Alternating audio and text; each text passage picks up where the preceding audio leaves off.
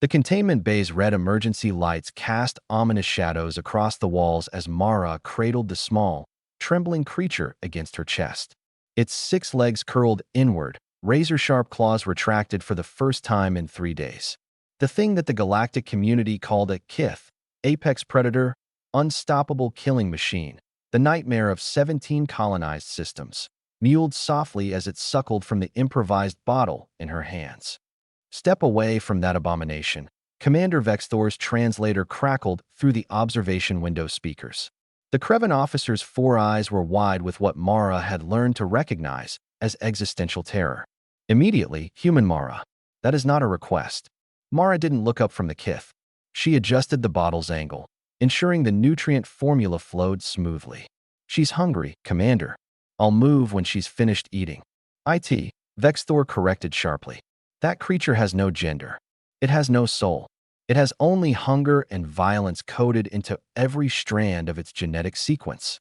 The kith's translucent skin rippled with bioluminescent patterns, blues and purples that Mara had started to interpret as contentment. Its oversized head, dominated by those massive black eyes, tilted as it fed. To anyone else in the galaxy, those eyes represented death. To Mara, they just looked young, scared, alone. She's 3 weeks old, Commander, Mara said, her voice soft but firm. Maybe 4. Her mother abandoned her, or died, or whatever happened. She can't even regulate her own body temperature yet. Because it is a weapon, Vexthor roared, the translation failing to capture the full harmonic terror in his native language. The kith do not nurture their young. They birth them fully capable of slaughter and let them hunt or die. That is their way. That is why the Galactic Council declared their homeworld a quarantine zone. That is why possession of a kith, alive or dead, carries a mandatory execution sentence. Mara finally looked up, meeting the commander's horrified gaze through the reinforced glass. Then I guess you'd better get your execution orders ready, because I'm not leaving her. The bottle emptied. The kith, Mara had privately started calling her Whisper, though she'd never say it aloud, let out a small chirping sound. It was the closest thing to a purr that such a creature could manage. Carefully, Mara lifted the infant to her shoulder and began to pat its back, just as she'd done with her nephew back on Earth, years before she'd joined the deep space exploration program. You cannot be serious. Another voice joined the conversation. Lyra, the ship's Ondaxian medical officer, pressed her tentacle-like appendages against the window. Mara, I have analyzed that creature's saliva composition. Its infant fangs, those tiny protrusions you probably find adorable, contain a neurotoxin that could paralyze a full-grown Ondaxian in 4 seconds. An adult kith could do it in 0.3 seconds. Good thing she's a baby then, Mara replied, gently rocking the kith. And good thing I'm not Ondaxian. Your human physiology would buy you perhaps 7 seconds, Lyra said, before complete respiratory failure. Whisper burped, a tiny, almost comical sound. Then she nuzzled against Mara's neck, her body temperature finally stabilizing. 7 seconds, Mara repeated. That's 6 more than you'd get. Maybe she just knows who's trying to help her. The observation deck door hissed open. Captain Jinri entered, his crystalline form refracting the emergency lights into prismatic patterns. The Korite captain had led exploration vessels for 3 centuries. His voice, when he spoke, resonated with the weight of that experience. The council has sent their directive, he said quietly. The kith must be terminated. You must be quarantined for psychological evaluation. These orders come from the highest authority. Mara felt Whisper's tiny hearts, all 3 of them, beating against her chest. The creature had fallen asleep, exhausted from feeding. Her claws, which could supposedly tear through hull plating when she reached maturity, were tucked harmlessly against Mara's uniform.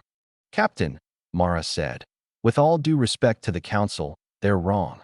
Jinri's form flickered, surprise, in Korite body language. Explain. Every species in the galaxy looks at the kith and sees a monster. An evolutionary impossibility. Something that shouldn't exist. Mara stroked Whisper's back, feeling the creature's breathing slow into deep sleep. But humans, we've got a different perspective on this. Enlighten us, Commander Vexthor said, his tone dripping with sarcasm that the translator couldn't quite mask. On Earth, we had creatures called wolves. Apex predators. hunted our ancestors for hundreds of thousands of years, killed our livestock, threatened our children, competed for the same prey. Mara smiled, remembering her childhood dog, Max, and you know what we did? Eliminated them, I presume, Lyra said. Some of us tried, Mara admitted. But mostly, we domesticated them. We looked at these killing machines and saw potential, companionship, loyalty. We saw past the teeth and claws to something else. Something that could be partner instead of predator. The Kith are not wolves, human Mara, Jinri said. No, Mara agreed. They're smarter. Look at her patterns.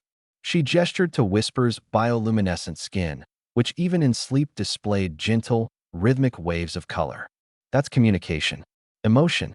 Lyra, you said Kith don't nurture their young, right? But what if they do, and we've just never seen it?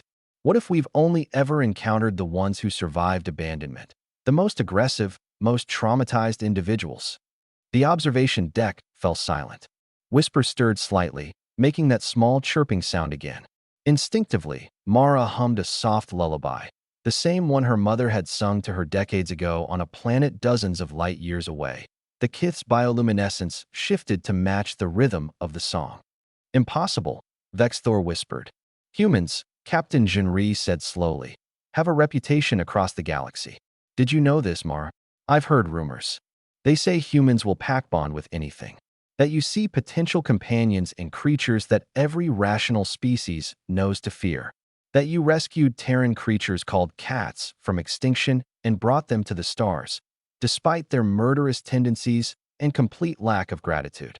Mara grinned. Cats are great. They also say, Jinri continued, that humanity's greatest strength and most terrifying weakness is the same thing.